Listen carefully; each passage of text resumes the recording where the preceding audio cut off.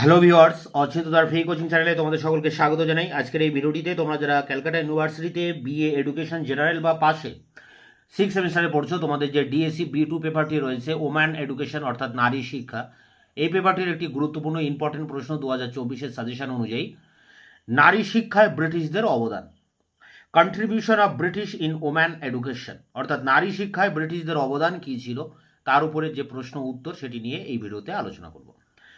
দেখো, উত্তরটি এইভাবে লিখবে: ইস্ট ইন্ডিয়া কোম্পানি 1813 খ্রিস্টাব্দে চার্টার অ্যাক্ট অফ 1813 ভারতীয় শিক্ষায় একটি নতুন গতিধারা এনে দেয়।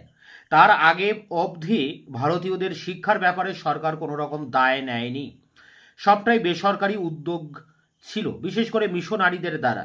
এই অ্যাক্টে বলা হয় যে কোম্পানি শিক্ষার দায়িত্ব নেবে না, তবে শিক্ষার প্রসারে উৎসাহ দিতে 1,00,000 টাকা অনুদান প্রতি বছর দেবে। এর ফলে প্রচুর শিক্ষা কেন্দ্র প্রতিষ্ঠিত হতে লাগলো। এর মধ্যে বেশ কিছু মহিলা শিক্ষা কেন্দ্র ছিল। 1813 থেকে 35 পর্যন্ত ভারতীয় শিক্ষার চরিত্র নিয়ে প্রাচ্য ও পাশ্চাত্যবাদীদের মধ্যে যে বিতর্ক সৃষ্টি হয়েছিল, তাতে নারী শিক্ষার প্রসঙ্গটি স্বতন্ত্রভাবে বিচার করা হয়নি। কিন্তু 1835 খ্রিস্টাব্দে মেকলে মিনিট 1835 ও পরবর্তীকালে রাজা রামমোহন রায় ও উইলিয়াম বেন্টিং ভারতীয় মেয়েদের সামাজিক অবস্থান পরিবর্তনের যে সূচনা করেছিলেন, তাতে নারী শিক্ষা প্রসারের পথ সুগম হয়েছিল বলা যায়। প্যারা করে দেখো, 1850-এ তৎকালীন গভর্নর জেনারেল লর্ড ডালহৌসি বলেছিলেন যে একমাত্র নারী শিক্ষার মাধ্যমেই এদেশের মানুষের মধ্যে কার্যকরী পরিবর্তন আনা যাবে। তাই তিনি সরকারকে এ ব্যাপারে উদ্যোগ নেওয়ার এবং উৎসাহ দেওয়ার কথা বলেন। এরই প্রতিফলন আমরা দেখতে পাই 1854 খ্রিস্টাব্দে উড এর ডেসপ্যাচে। এই উড ডেসপ্যাচ প্রথম আর্থিক সাহায্য বা গ্রান্ট ইন এইড দিয়ে নারী শিক্ষা প্রসারে উদ্যোগ নেওয়ার কথা বলা হয়েছিল। তবে এর পরবর্তী সময়ে 1857 খ্রিস্টাব্দে সিপাহী বিদ্রোহ হওয়ার দরুন সরকার সামাজিক ও ধর্মীয় বা ধার্মিক নিরপেক্ষতা বজায় রাখতে বেশি ব্যস্ত হয়ে পড়ে। এর ফলে সরকারি প্রচেষ্টায় ভাটা দেখা দেয়। 1870 থেকে 82 খ্রিস্টাব্দের মধ্যে বেশ কিছু নারী শিক্ষা কেন্দ্র প্রতিষ্ঠিত হয়েছিল। এর বেশিরভাগটাই এসেছিল প্রাথমিক শিক্ষা কেন্দ্রের জন্য দেওয়া আর্থিক অনুদানগুলি থেকে। ইংরেজি সমাজ সংস্কারক মিস মেরি কার্পেন্টার 4বার ভারতে আসেন। তিনি মহিলা শিক্ষিকা প্রশিক্ষণ কেন্দ্রের প্রয়োজনীয়তা উপলব্ধি করেন।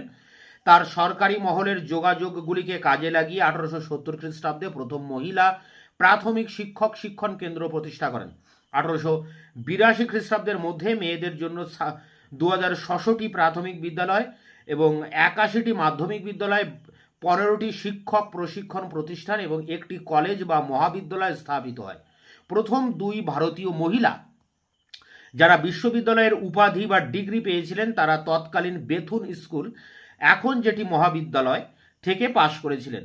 সেটি ছিল 1833 খ্রিস্টাব্দ এবং বিশ্ববিদ্যালয়টি ছিল কলকাতা বিশ্ববিদ্যালয়। পরে প্যারা দেখো, 1882 থেকে 83 খ্রিস্টাব্দে ভারতীয় শিক্ষা কমিশন, হান্টার কমিশন, নারী শিক্ষা সম্বন্ধে বেশ কিছু সুপারিশ করে, যেমন মেয়েদের বিদ্যালয় খোলার সমর্থনে সরকারি তহবিল থেকে অর্থ দেওয়া, সরকারি অনুদান দেওয়া, অবৈতনিক শিক্ষাদান করা, নানা স্কলারশিপের ব্যবস্থা করা, প্রশিক্ষণপ্রাপ্ত শিক্ষিকা তৈরি করা ইত্যাদি। কমিশনের সদিচ্ছা থাকা সত্ত্বেও সরকার যথেষ্ট পরিমাণে অর্থ ব্যয় করতে পারেনি নারী শিক্ষার পেছনে। ফলে নারী শিক্ষা সেই বেসরকারি উদ্যোগ নির্ভরশীল হয়েই ছিল। প্যারা করে দেখো, 1901 থেকে 2 খ্রিস্টাব্দের মধ্যে মহিলাদের জন্য প্রতিষ্ঠিত হয়েছিল 12টি মহিলা মহাবিদ্যালয়, 422টি মাধ্যমিক বিদ্যালয়, 5305টি প্রাথমিক বিদ্যালয় এবং 45টি প্রশিক্ষণ কেন্দ্র। তবে এর মধ্যে বেশিরভাগ ছিল সরকারি উদ্যোগ।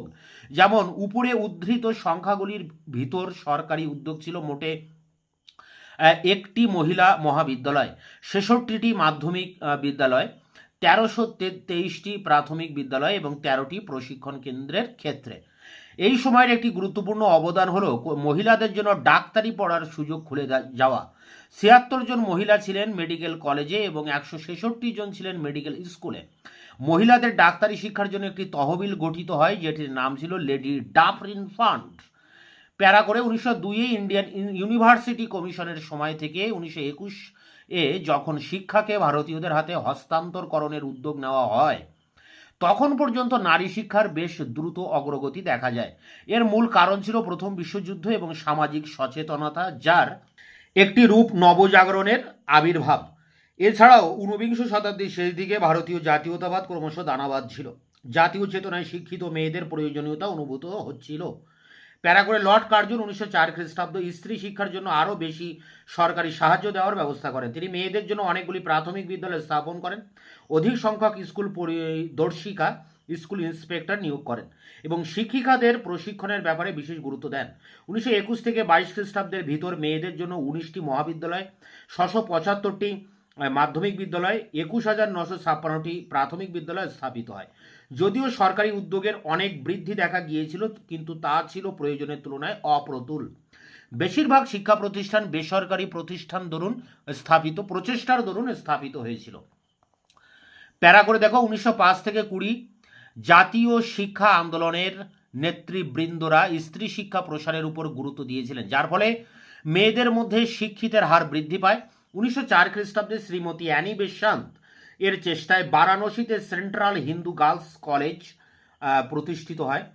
1913 খ্রিস্টাব্দে ব্যাঙ্গালোরে শ্রীমতী পার্বতী আম্মা চন্দ্রশেখর মহিলা সেবা সমাজ প্রতিষ্ঠা করেন। 1920 খ্রিস্টাব্দে এই সমাজ একটি নারী শিক্ষা কেন্দ্র খোলে।